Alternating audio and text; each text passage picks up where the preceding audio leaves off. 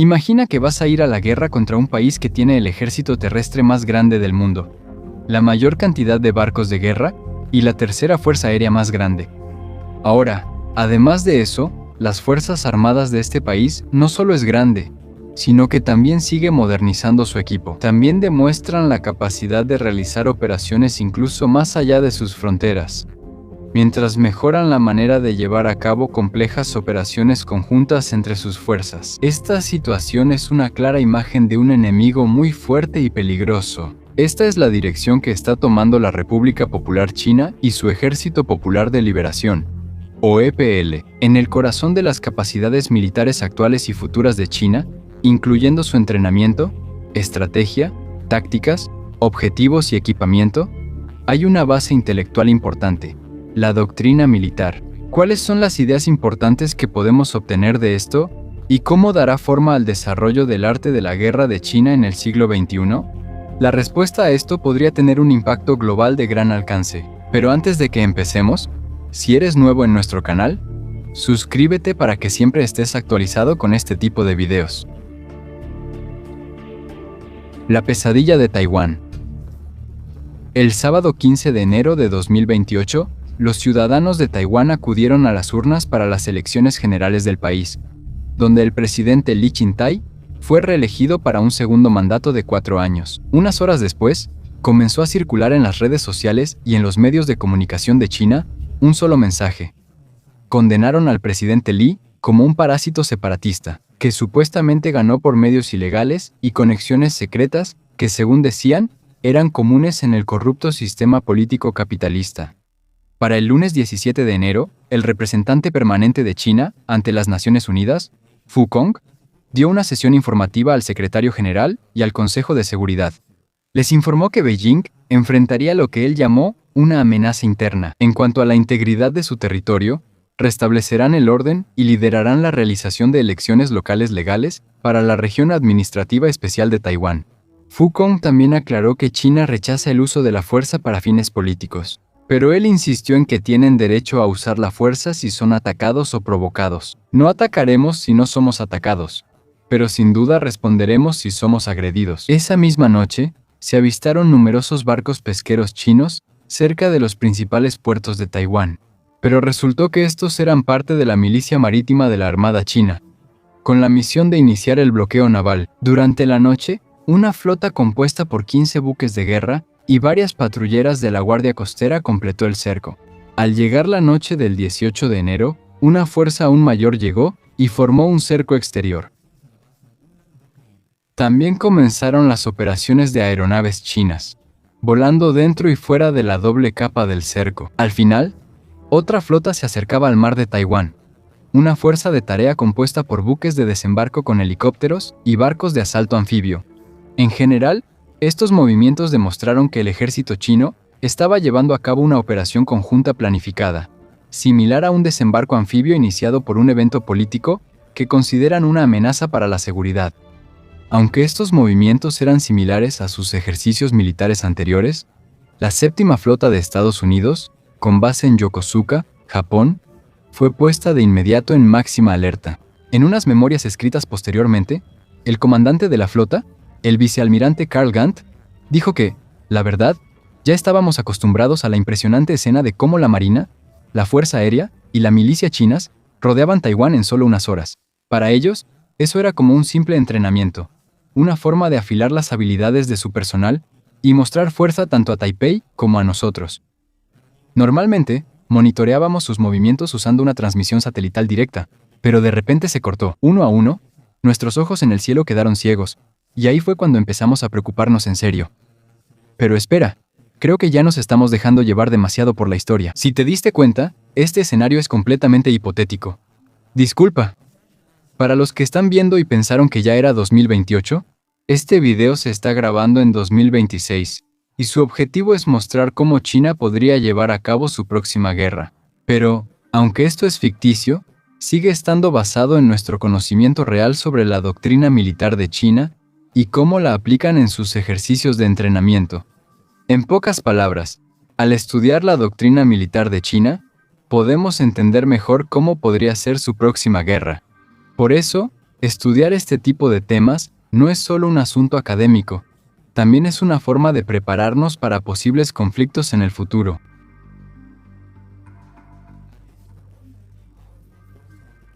Antes de analizar la doctrina militar de China y cómo surgió desde la época de la Guerra Fría, aclaremos primero qué significa doctrina. Según el historiador militar británico, el profesor Richard Holmes, la doctrina es un conjunto aprobado de principios y métodos que le da a las grandes organizaciones militares una visión común y una base uniforme para actuar. Mientras tanto, según el profesor Barry Posen del MIT, la doctrina militar responde a dos preguntas importantes. ¿Qué métodos usará un país para hacer la guerra? ¿Y cómo se utilizarán esos métodos? En pocas palabras, la doctrina militar describe las creencias y directrices de un país sobre cuándo irá a la guerra, cómo lo hará y qué métodos utilizará. Estas directrices son las que dan forma a la manera en que las Fuerzas Armadas prepara su equipo, entrena a su personal y elabora sus planes para lograr los objetivos de seguridad nacional. No es un arma que explota ni lanza misiles. Tampoco es un plan detallado en un mapa. De hecho, la doctrina militar suele ser solo un documento breve. A veces parece simples puntos en una presentación de PowerPoint que explica un oficial. Pero no lo subestimes. Estos principios simples tienen un impacto enorme en el éxito de unas Fuerzas Armadas. Según un libro blanco de la Fuerza Aérea de Estados Unidos, la doctrina sirve como la base de las operaciones militares exitosas. Esto se profundizó aún más con la publicación del Ejército Británico, el Army Doctrine Primer. Según ellos, la fuerza de un ejército se compone de tres partes. El componente físico, que incluye armas, tecnología, suministros y fondos. El componente moral, que es la voluntad y motivación del país para luchar. Y el componente conceptual, que abarca el conocimiento, la experiencia, el entrenamiento, la estrategia y la doctrina. El primero enfatiza que el componente conceptual es la parte más económica de desarrollar en la defensa de un país. Pero a pesar de esto, su impacto es enorme. Es un multiplicador de fuerza muy poderoso para las demás partes del ejército. Y en el centro mismo del componente conceptual, ¿adivinaste bien?, está la doctrina. En este punto, ya está claro por qué los altos mandos militares le dan tanta importancia a desarrollar una doctrina clara y bien estructurada. Pero quizá te estés preguntando, ¿no es esto lo mismo que la estrategia? Aquí está la diferencia. La doctrina es un conjunto de guías diseñadas para durar a mediano y largo plazo. Normalmente, esto se sigue usando mientras no cambien los objetivos políticos y de seguridad de un país.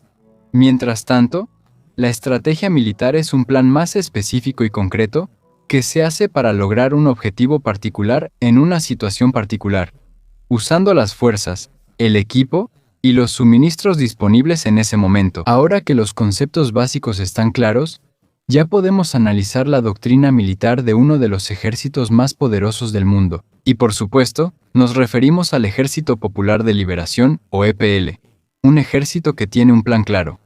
Un EPL con un plan. Según un informe desclasificado de la CIA de 1964, entre 1956 y 1963, la doctrina del EPL se centró en una guerra defensiva llevada a cabo dentro del territorio de China contra un enemigo, probablemente Estados Unidos, que utiliza armas nucleares. Esta doctrina fue desarrollada por el propio presidente Mao Zedong. Se enfocaba en el uso de combates cuerpo a cuerpo y ataques de guerrilla nocturnos para debilitar poco a poco a las fuerzas invasoras. En el enfoque de Mao, no se le daba mucha importancia a la capacidad industrial, las armas pesadas ni a un gran financiamiento. En cambio, se confiaba en un gran número de soldados, un intenso espíritu de lucha y la adoctrinación política.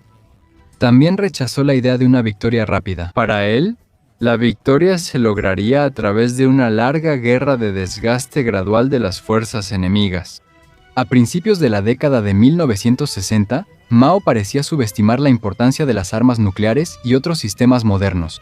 Incluso es famosa su declaración de que lo que él llamaba el arma atómica espiritual era más importante que la bomba nuclear real, una idea que sugiere que los soldados, si la creencia y la adoctrinación eran lo suficientemente fuertes, podían compensar la falta de armas modernas como las nucleares. De hecho, este es el tipo de argumento que suele surgir cuando hay falta de fondos, o cuando están fanfarroneando, o tal vez ambas cosas. De hecho, en octubre de 1963, El ministro de Relaciones Exteriores de Mao, Chen Yi, admitió abiertamente la necesidad de que China desarrollara su propio programa nuclear y tuviera cazas supersónicos para no ser considerados un país débil. Según un informe de la CIA, Chen Yi incluso dijo que China estaba dispuesta a fabricar armas nucleares, aunque eso significara reducir la producción de bienes de consumo, incluso si llegaba al punto en que la gente no tuviera nada que ponerse. Solo un año después de esas declaraciones, el 16 de octubre de 1964, China realizó su primera prueba nuclear. A pesar de la modernización gradual de la tecnología del EPL, es notable que casi no hubo grandes cambios en su doctrina desde los años 60 hasta los 70. Seguían pensando en ese entonces que la guerra sería una guerra defensiva que ocurriría dentro del propio territorio continental de China, donde el gran número de sus soldados debilitaría poco a poco al enemigo invasor. Pero es importante recordar que el liderazgo militar en Pekín realmente no puso en práctica su propia doctrina. En ese tiempo, China luchó en guerras contra la India, en una guerra fronteriza, contra la Unión Soviética e incluso contra Vietnam. Y claramente, ninguna de estas batallas coincidió con la idea de una guerra defensiva en profundidad dentro del país que decía su doctrina. Esto solo demuestra un punto importante. La doctrina militar no se convierte automáticamente en la estrategia real. A menudo, la verdadera estrategia se moldea por las necesidades inmediatas de seguridad y los objetivos políticos. Debido a la realidad de la guerra moderna, parece que el Comité Militar Central de China se vio obligado a acelerar la modernización, empezando desde el propio concepto. En la década de 1980, el EPL presentó una nueva doctrina, la guerra popular bajo condiciones modernas. Aquí se introdujo el concepto de defensa activa. Aunque la postura sigue siendo defensiva, hay un gran cambio.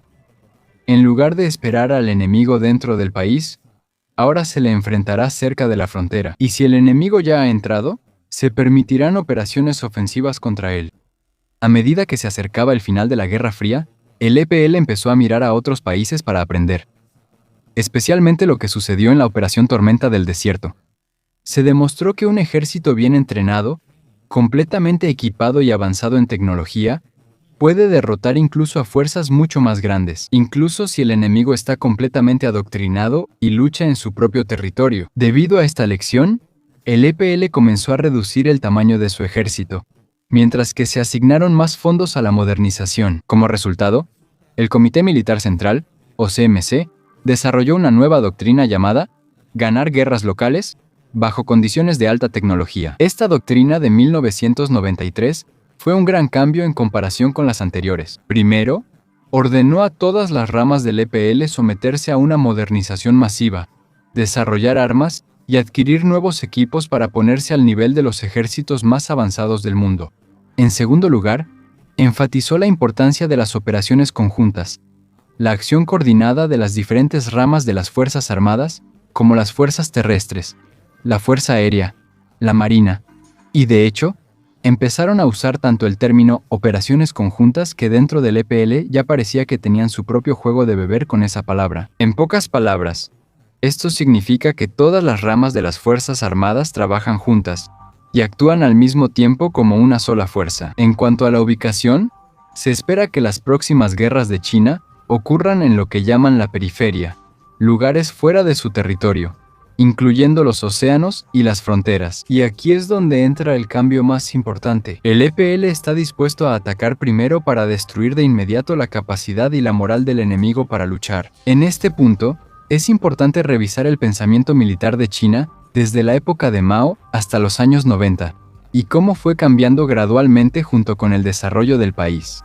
A medida que aumentaba la capacidad industrial y militar de China, también cambió su enfoque, alejándose de la lucha únicamente dentro de su propio territorio. Este enfoque pasó a la defensa de las fronteras, y posteriormente, a la lucha en áreas fuera de sus límites, lo que se conoce como la periferia. Al mismo tiempo, también evolucionó su forma de hacer la guerra, pasando de simples tácticas de guerrilla e infantería al uso de armas modernas, tácticas de armas combinadas más complejas y operaciones conjuntas integradas. Y, sobre todo, su mentalidad cambió de una defensa puramente defensiva a una defensa activa. Y finalmente, a una estrategia más directamente ofensiva. En pocas palabras, esta es la historia de un país que poco a poco se fortalece y gradualmente muestra su poder más allá de su propio territorio. Pero aquí no termina todo. Después de 1993, la doctrina de China siguió cambiando. Fortalecieron aún más la capacidad de su ejército y ampliaron el alcance de sus operaciones. En un momento, parecía que Pekín volvía a una postura más defensiva, aunque solo fuera en papel. Pero detrás de esto, la línea entre defensa y ofensiva empezó a volverse borrosa. Y la verdad es que este cambio podría convertirse en un problema serio para los países vecinos de China. El arte de ganar guerras locales informatizadas. En 2004, el Comité Militar Central publicó una nueva doctrina: ganar guerras locales, bajo condiciones informatizadas. Aquí, se enfatizó aún más el papel de la tecnología de la información, como la vigilancia, los sistemas de comunicación y la coordinación en tiempo real en el campo de batalla.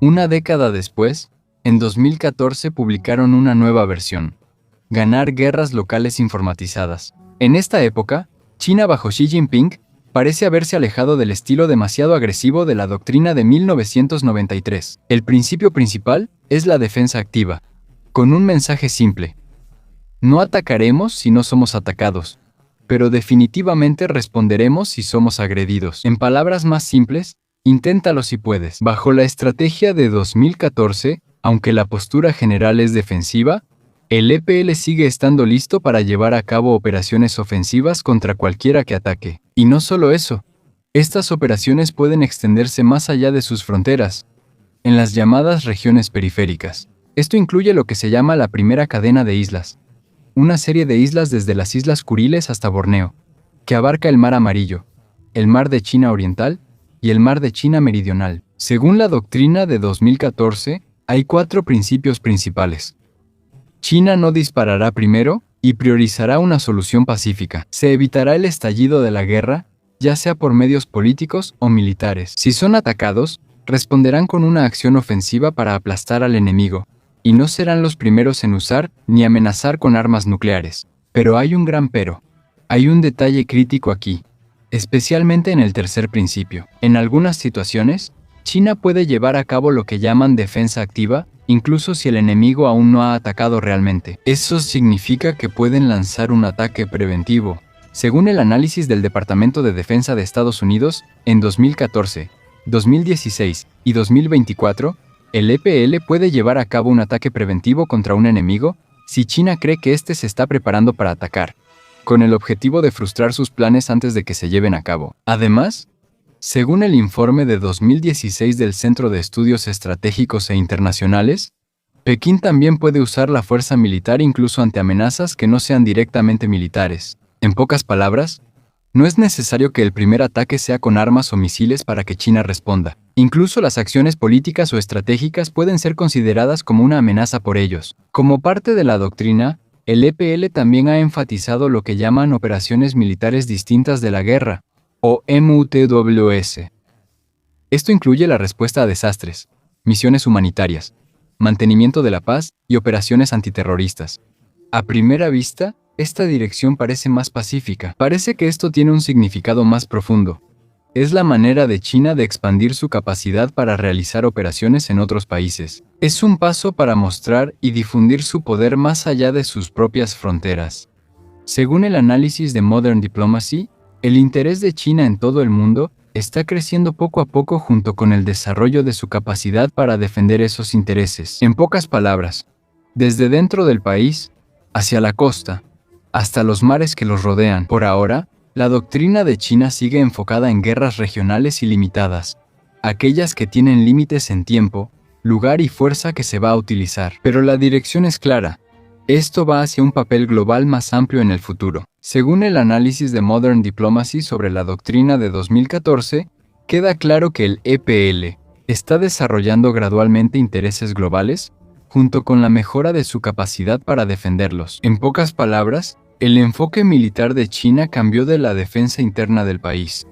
Se trasladó a las costas y, posteriormente, a los océanos que rodean al país. Actualmente, la doctrina de China sigue enfocada en guerras regionales ilimitadas, con límites claros en tiempo, lugar y fuerza. Es decir, por ahora, todavía no tienen intereses globales amplios que necesiten defender en una gran guerra, pero van en ese camino.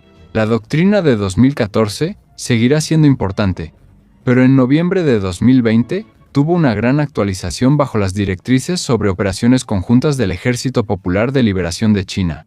Las nuevas directrices fueron analizadas por una organización de investigación independiente, el Centro de Análisis Naval o CNA.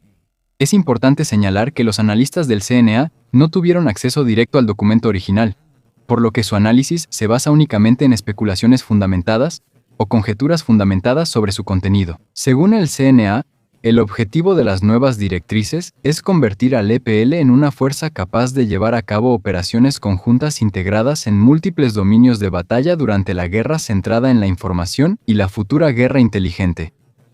Sí, algo así. Esto es complicado. Así que vamos a desglosar el significado de operaciones conjuntas y por qué esto es peligroso para los enemigos de Pekín.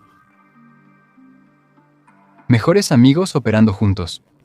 Según el CNA, las operaciones conjuntas en el contexto de China se refieren a la cooperación entre distintas ramas de las Fuerzas Armadas a nivel de brigada del ejército terrestre o una unidad equivalente. Para que quede más claro, una brigada tiene aproximadamente de 3.000 a 5.000 soldados. Dado el tamaño del EPL, esto muestra que el principio de operaciones conjuntas se implementará en todas las guerras y acciones militares futuras, sean grandes o pequeñas.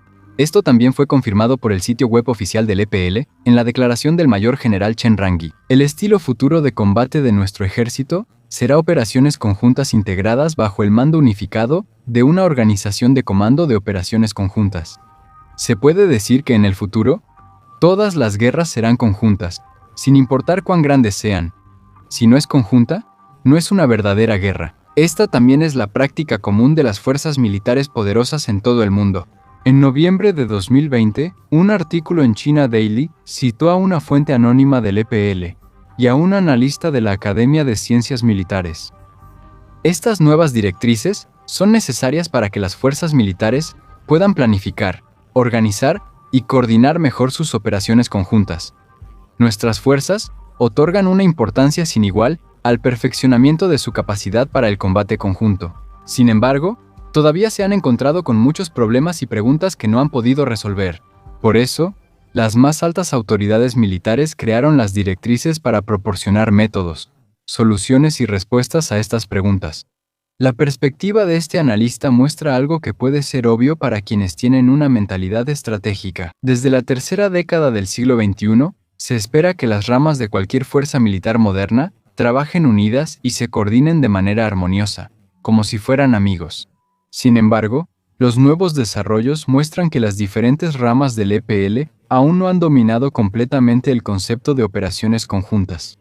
Según The Observer, una publicación de Shanghái, el EPL ha estado experimentando durante mucho tiempo problemas como brechas en la planificación y ejecución de operaciones conjuntas, así como dificultades para operar diferentes ramas bajo una sola cadena de mando. Según el artículo de The Observer, las operaciones conjuntas del EPL enfrentan problemas técnicos, como el uso de diferentes redes y sistemas de comunicación por cada rama de las Fuerzas Armadas.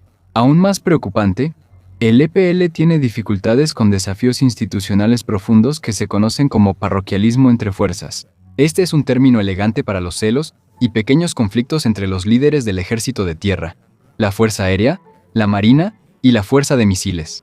Las directrices de operaciones conjuntas de 2020 también señalaron la necesidad de supremacía informativa y electrónica en el campo de batalla.